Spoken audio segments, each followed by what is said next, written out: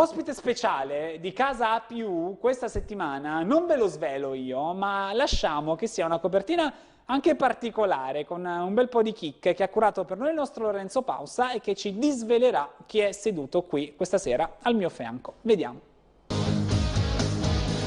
33 anni, friulano doc di Pasian di Prato, 2,03 m di pura grazia sul parquet. È la carta d'identità di Michele Antonutti, alias il Cigno di Colloredo, soprannome affibbiatogli ancora ai tempi della Snyder dall'attuale general manager dell'Apu Davide Mikalic, in paragone con il Cigno di Utrecht Marco Van Basten. Un giocatore dinamico, grintoso e dall'ottimo tiro, che ha sempre fatto valere le sue qualità in quasi 20 anni di carriera, con diverse piazze girate, sempre col Friuli nel cuore. Che il ragazzo avrebbe fatto strada nel mondo dei canestri lo si intuisce molto presto, quando non ancora quindicenne partecipa alle finali nazionali sfidando con la maglia della CBU Udine un certo Marco Bellinelli, poi ritrovato come compagno di squadra nella nazionale Under 20 assieme a un altro mostro sacro come Andrea Bargnani. E difatti l'esordio in Serie A sarà davvero precoce, ovviamente nella squadra di riferimento della sua terra, dove Antonutti rimarrà per ben 7 anni.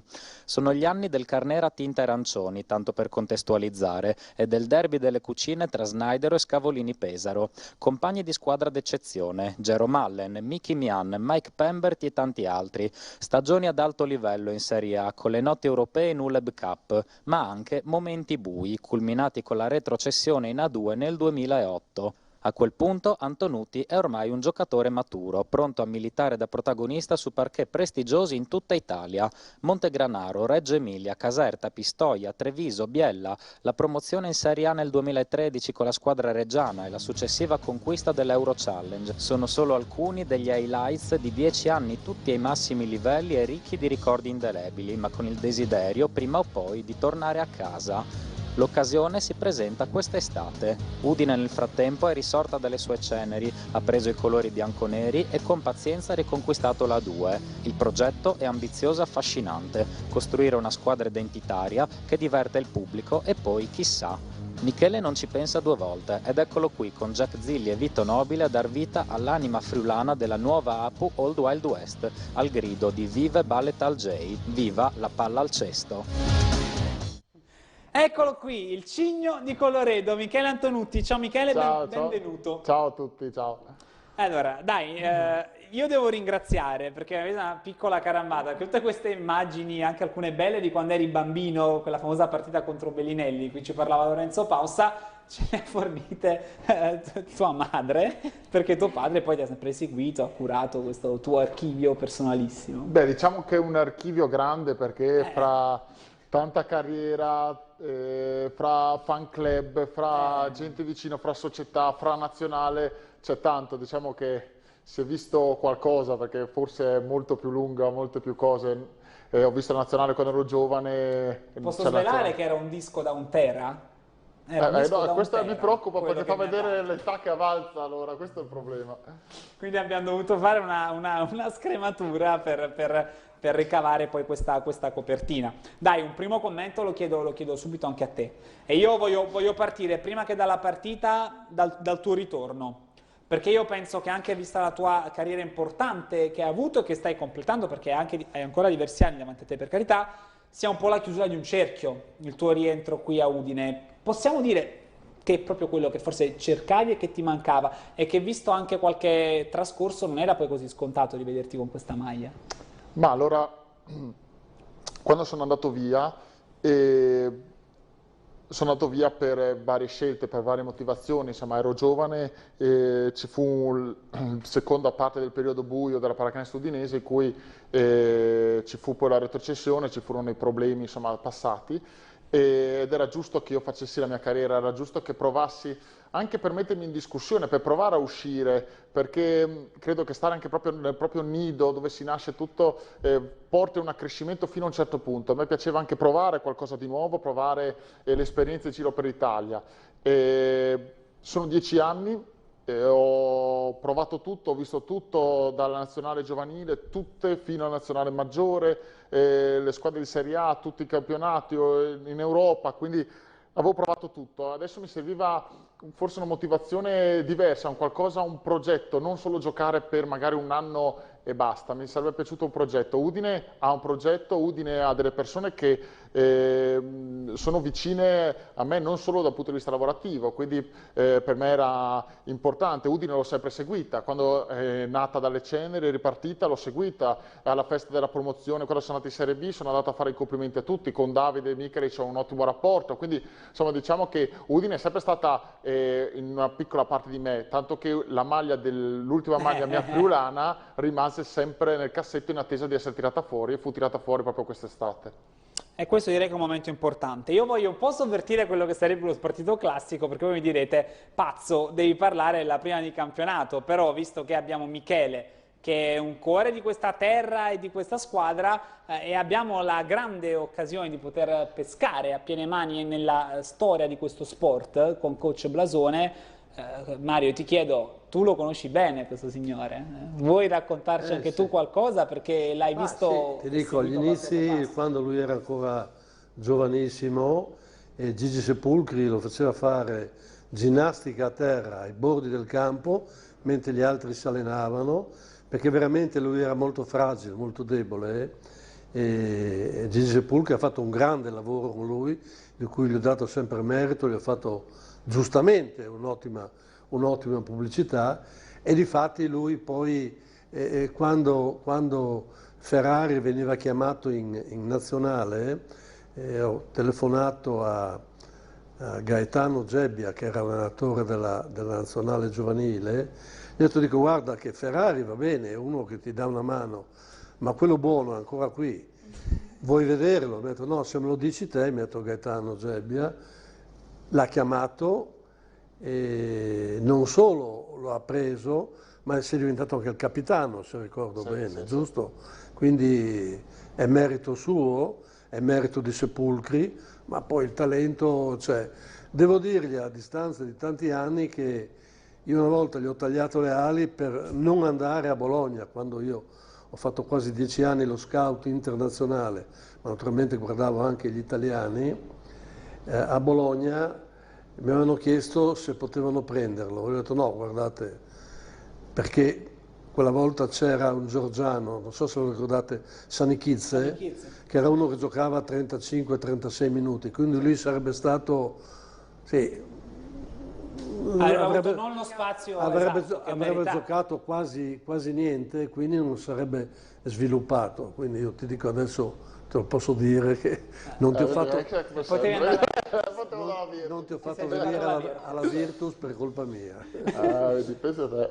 Però io ho visto che hai fatto una faccia tremenda quando ti hanno nominato Sepulcri. No, ma no, devo dire la verità, che tutte le persone che ho avuto qui a Udine che mi hanno visto crescere, da Luigi Colosetti all'attuale preparatore Giacomo Braida che ancora mi segue, cioè allo stesso Mario, sono sempre state persone che hanno avuto anche la pazienza, perché io ho avuto un fisico, come tu potrai commentare, che è stato molto indietro, cioè prima si è sviluppato molto con calma, quindi io se penso sono cresciuto molto tardi, ho giocato playmaker fino a quasi 20 anni e dopo è cambiato perché sono andati 8 centimetri l'anno gli ultimi 2 anni, quindi mi sono trovato da 1,84 a 2,2 m e quindi diciamo che è stata un po' una crescita invece, ecco, quindi diciamo che la fiducia c'è stata, non mi è stato mai regalato niente ed è stato anche quello forse una parte che mi ha permesso di crescere a 360 gradi e Mario fa parte anche di questo percorso perché nella mia parentesi a Udine quando Mario e Gero Mallen allenavano assieme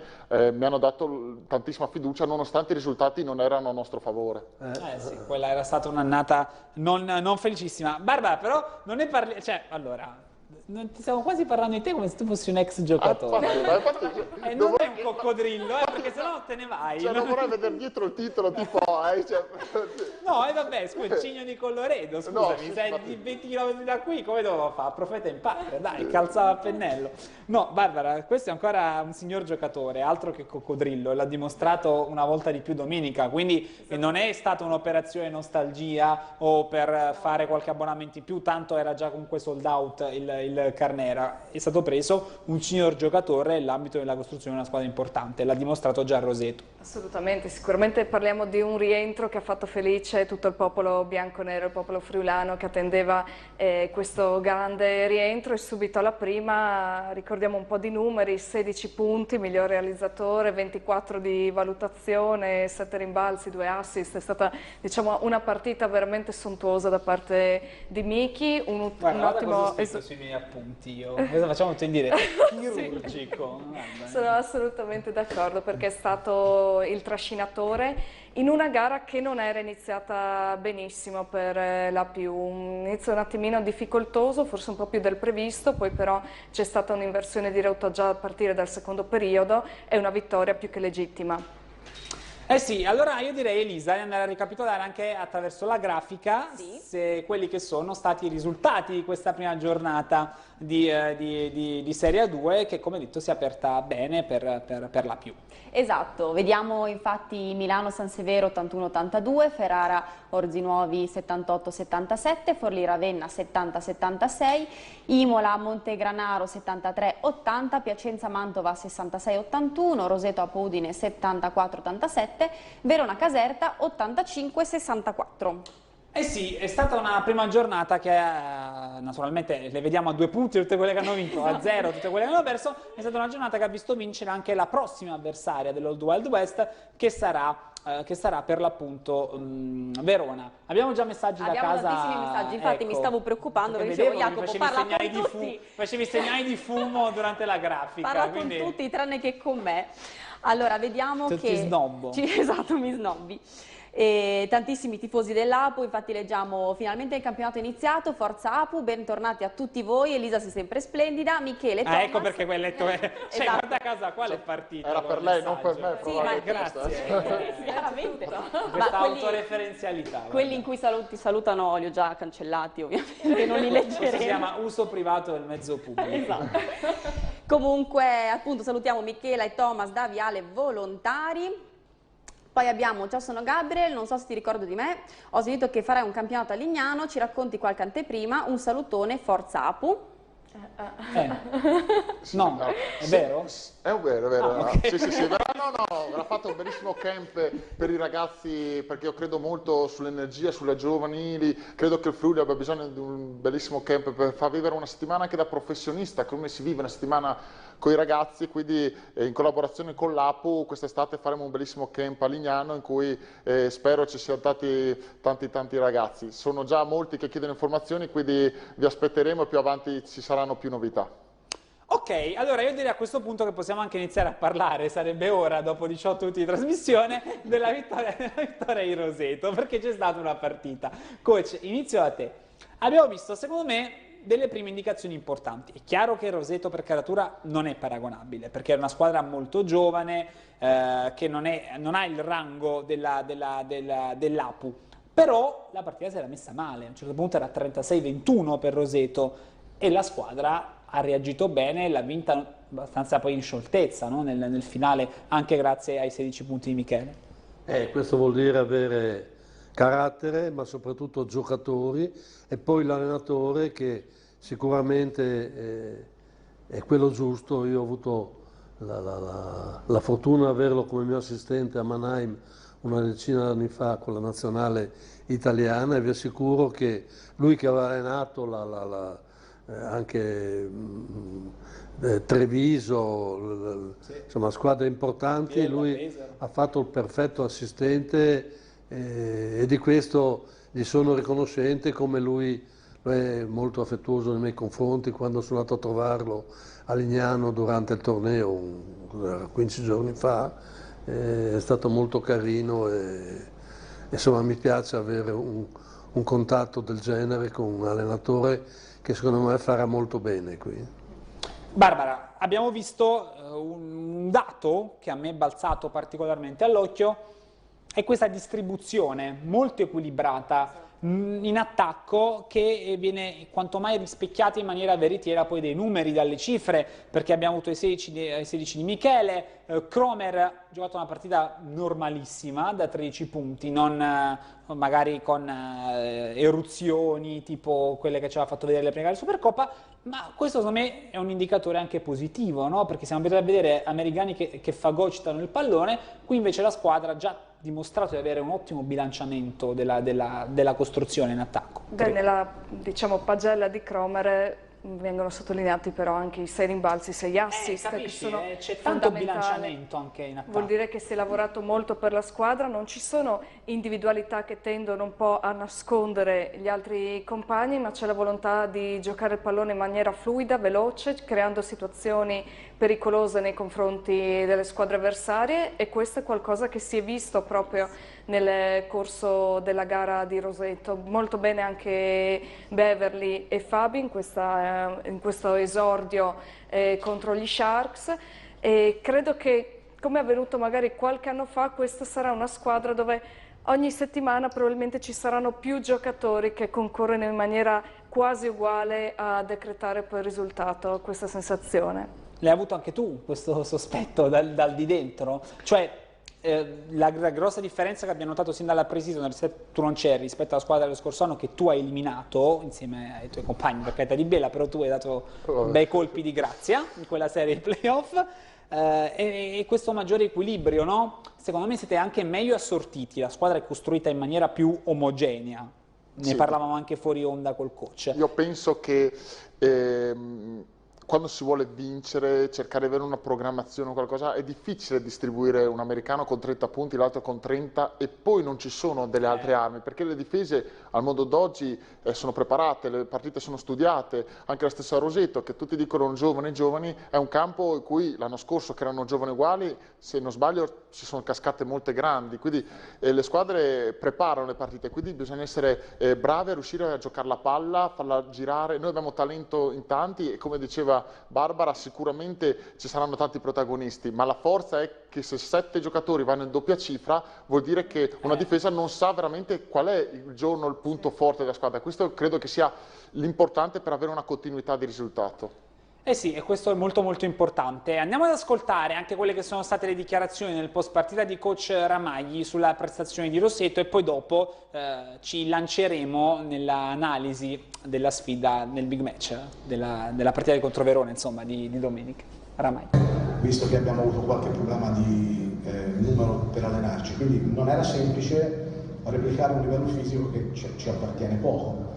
E quindi all'inizio questa differenza si è vista tutta, poi è chiaro che noi siamo una squadra più matura, una squadra più esperta, e alla fine, prima però di attingere all'arma del contenimento della zona, abbiamo attinto all'aggressività, perché in realtà noi siamo rientrati in partita e messo la testa avanti nel corso del secondo periodo, aumentando la pressione sulla palla, sporcando l'esecuzione, diciamo, a metà campo di Roseto, e questo ci ha offerto tanti spunti per poter andare in contropiede. Questo ha creato il break che ci ha permesso di rientrare dentro. Poi è vero, nella seconda metà della partita, anche perché i nostri due lunghi avevano tutti e due 4 falli, abbiamo utilizzato chiaramente gli strumenti che nella pallacanestro ci sono, e quindi abbiamo cercato di farlo al meglio. Siamo stati secondo me bravi, perché quando nel corso di una partita riesci a trovare le chiavi per aprire la porta, che all'inizio sembra una porta che non riesci ad aprire, significa che hai equilibrio e maturità per provare a farlo. Quindi questo è la cosa buona che ci portiamo dietro, mentre invece dal punto di vista energetico, dell'aggressività, della capacità di controllare il nostro tabellone, soprattutto nel primo quarto, dove loro hanno preso 7 rimbalzi attacco, lì dobbiamo fare dei passi avanti significativi, ma siamo alla prima giornata di campionato e siamo qua per questo. Stasera contava trovare un modo, non trovare una scusa, perché se fossimo andati a casa sconfitti dicendo sì però i falli, sì però gli infortuni, sì però loro sono più energici, invece abbiamo cercato un modo anziché una scusa, e credo che questo sia il primo passo che una squadra seria deve fare. No, noi stiamo ridendo, poi tra poco Elisa vi farà capire anche da casa perché stiamo ridendo. Però consentitevi di mantenere ancora per un attimo i binari della serietà prima di un intermezzo altamente goliardico. Coach, adesso si va a giocare contro Verona. Il livello cambia, il livello si alza, perché è una squadra costruita per vincere. L'Apu è una squadra costruita per competere, per vincere. Loro hanno fatto degli investimenti molto massicci, come dire, basta, quest'anno il campionato è più livellato, non abbiamo più la Fortitudo, la Treviso, la situazione, vogliamo fare lo squadrone. e sulla carta sono molto molto accreditati Esbrook, Tomasini, Poletti, Candussi, insomma ne dimentico tanti. Beh, Candussi è uno, ti dico, che io ho cercato di portare a Bologna quando lui era ancora bambino. Sono andato anche a casa sua a parlare, lui abita vicino a Monfalcone, non mi ricordo che paese sia, però lui ha scelto di andare da un'altra parte. Ogni volta lo prendo in giro per questa cosa qui, e qui invece devo dire, a disdoro di Gigi Sepulcri, che io so vedere anche un paio di allenamenti che lui faceva individuali alla palestra del CUS, dove privilegiava la forza, mentre lui avrebbe bisogno di rapidità di piede. Essendo 2,10, insomma 2,10 non è che può tirare da 3, uno 2,10 deve giocare vicino al canestro e schiacciarla. Se uno mette la mano, gli mette anche la mano dentro nel canestro. Hai reso l'idea. È una delle minacce, no? Però Verona è davvero una grossa squadra. Ti chiedo se siete contenti di approcciare subito a un test di questo livello alla seconda di campionato, Michele? Non è mai facile all'inizio del campionato capire già veramente la forma, la situazione e la chimica che ogni squadra ha. Sicuramente giocarla così presto non è il momento migliore, perché questa è una bella partita da giocare a dicembre, in cui siamo già avanti col girone, ci sono gli equilibri, però forse giocare in casa ci penalizza leggermente, perché l'obiettivo di fare risultato in casa ce l'abbiamo forse più noi rispetto a loro. Con 2600 abbonati alla prima. Probabilmente ce l'abbiamo più noi, io so che è sold out già da un po', quindi sì, fa molto piacere. È una partita che però non vuol dire nulla, nel senso che il campionato è molto lungo, quindi la continuità dei risultati porta poi a vedere alla fine dove si sarà. È chiaro che loro sono naturalmente i favoriti, sono la squadra più forte, hanno dei giocatori importanti. Abbiamo dimenticato per Rieti Rosselli, che ha vinto anche il miglior italiano dell'anno scorso, quindi è un giocatore che io conosco praticamente tutti molto bene. Sicuramente è una squadra veramente tosta ed esperta. Sarà una partita sicuramente che, se iniziamo non al meglio, può essere in salita tutti i 4 quarti. Poi anche gli americani, abbiamo detto di Esbrook, che oggi però si è allenato a parte, ha preso una botta, una contusione nella partita vinta da Verona contro Caserta, di cui poi faremo vedere anche qualche immagine, mentre invece ha recuperato in gruppo Tomassini, che reduce da un grave e lungo infortunio, potrebbe anche avere ipoteticamente qualche scampo. Ma perché non c'è quest'anno Sasha Vujacic lì? Chiedilo. Io so solo il numero di telefono, potrei anche chiamarlo adesso. Ma perché non è tornato a Udine? Ecco, intanto la regia puntuale, no, c'era subito il report a Verona, perché l'anno scorso era lì a Verona. Quindi... Io col COS sono adesso in sciopero perché ha provato a portare Candussi a Bologna, a me no, adesso me lo spiegherà. Faremo un'altra puntata su questo. Questa ti rode tanto. Sani Chizzi in 2 o 3 anni che è stato lì, non si è mai ammalato, ha avuto neanche mai un raffreddore. L'avremmo fatto ammalare noi, dai. No, allora c'era un'altra domanda in cui ti chiedevano, l'ultimissima, dove possiamo arrivare quest'anno? Più o meno ci siamo già dati una risposta, abbiamo già fatto un bilancio, però insomma vogliono avere un altro check. Beh, la squadra, ti ripeto, pensare a lungo termine è difficile, dobbiamo pensare a passo per passo, insomma, pian piano noi costruiremo il nostro cammino e, ripeto, la continuità e la crescita costante sarà la nostra formula per arrivare meglio al fine campionato. Ok, abbiamo chiuso anche questa carrellata di messaggi, grazie mille Michele, anche per la tua consueta disponibilità e simpatia con cui ti poni fuori dal campo, con cui hai risposto anche alle curiosità di tutti i nostri amici da casa, e in bocca al lupo per domenica. Crepi abbiamo bisogno. Grazie mille al coach Mario Blasone per essere tornato con noi, spero di averti qui con me presto. Piacere mio. E grazie mille, come sempre, anche a Barbara Castellini. Grazie. Ci vediamo domenica al Carnero. A domenica, buonasera. E grazie anche alla nostra Elisa Febo che ha monopolizzato. Grazie alla nostra... No, scherzo. Grazie mille anche per la simpatia, per come ti presti al mio disagio in diretta. Grazie mille a tutti.